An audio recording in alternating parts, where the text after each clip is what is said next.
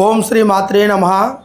ఓం పరబ్రహ్మ పరమాత్మ జగత్ సృష్టి ప్లాకరాయ బ్రహ్మ హరిహరాయ త్రిగుణాత్మమే సర్వకవతిగాని దర్శయ దత్తాత్రేయ నమితంతుని సిద్ధి గురు గురు గురు గురు స్వహం. ఓం పటస్వహ ఓం పటస్వహ ఓం పటస్వహ. యూట్యూబ్ ప్రేక్షకులకి అందరికీ నమస్కారం. ముఖ్యంగా మీరు ఈరోజు 2025 ఈ సంవత్సరం జనవరి విశ్వనామ సంవత్సరం. ఈ జనవరిలో మిథున రాశి గురించి ముందు ముఖ్యంగా తెలుసుకోవాలి. ఈ మిథున రాశి గల వాళ్ళు ఆలోచన, ప్రవర్తన, మాట, యోగ బలం ఒక రకంగా ఉండదు. ఒక మాట మీద నిలబడరు.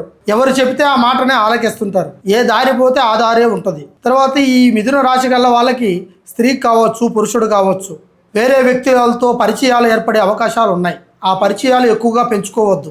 పెంచుకుంటే దానివల్ల కొద్దిగా నష్టపరిహారాలు జరుగుతాయి. దానివల్ల మానసికంగా, కుటుంబపరంగా, ఆర్థికంగా దెబ్బతింటారు. అదేవిధంగా వాళ్ళు రేపు జరగబోయే భవిష్యత్తును గుర్తుపెట్టుకొని వాళ్ళకి రాబోయే వర్తమానాన్ని గుర్తులో పెట్టుకొని రేపు రాబోయే రోజుల్లో వాళ్ళు చదువు గురించి కానీ, ఉద్యోగం గురించి కానీ, ఫారెన్ వెళ్ళే ట్రిప్ గురించి కానీ, లేదా వాళ్ళు కళ్యాణం గురించి కానీ, మ్యాక్స్ ఫిక్సెస్ గురించి కానీ, ఒక మనిషి నుంచి ఇంకొక మనిషికి రికమెండేషన్ చేసి ఆ రికమెండేషన్ ద్వారా జాబ్ పరంగా ప్రయత్నాలు కానీ, మ్యారేజెస్ కానీ, దాని గురించి కానీ ఖచ్చితంగా ఈ మిథున రాశి గల వాళ్ళకి ఈ యొక్క జనవరిలో అద్భుతంగా జరగబోయే అవకాశం ఉంది. తర్వాత వాళ్ళకి లావాదేవీలు, వాళ్ళకి ఆదాయం 6, ఖర్చు 3, అదేవిధంగా వాళ్ళకి గౌరవ మర్యాదలు 3, అవమానాలు 2. ఈ విధంగా వీళ్ళకి మంచి భవిష్యత్తు జరగబోయే అవకాశాలు ఉన్నాయి.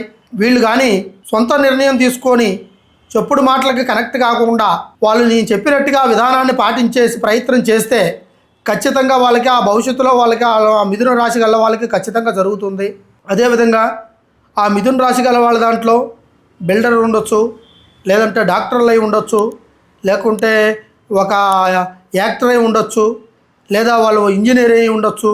ఈ విధంగా వాళ్ళకి కొన్ని ప్రాబ్లమ్స్ ఉంటాయి వాళ్ళకి పర్సనల్గా. వాటిని ఎవరితో పడితే వాళ్ళతో షేర్ చేసుకోకూడదు.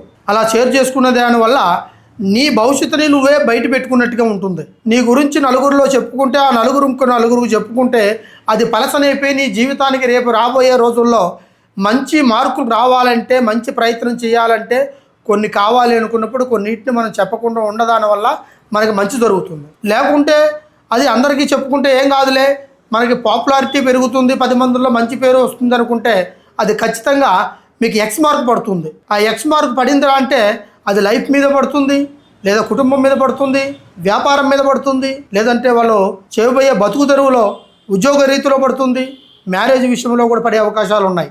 కానీ అట్లనే మీరు ఏ విషయాన్ని ముందుగా అందరితో చెప్పి చేయకూడదు.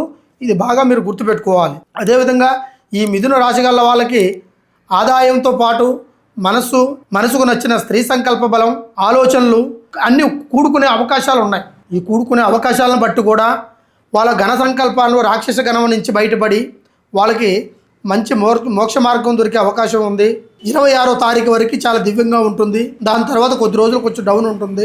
ఓం నమః శివాయ.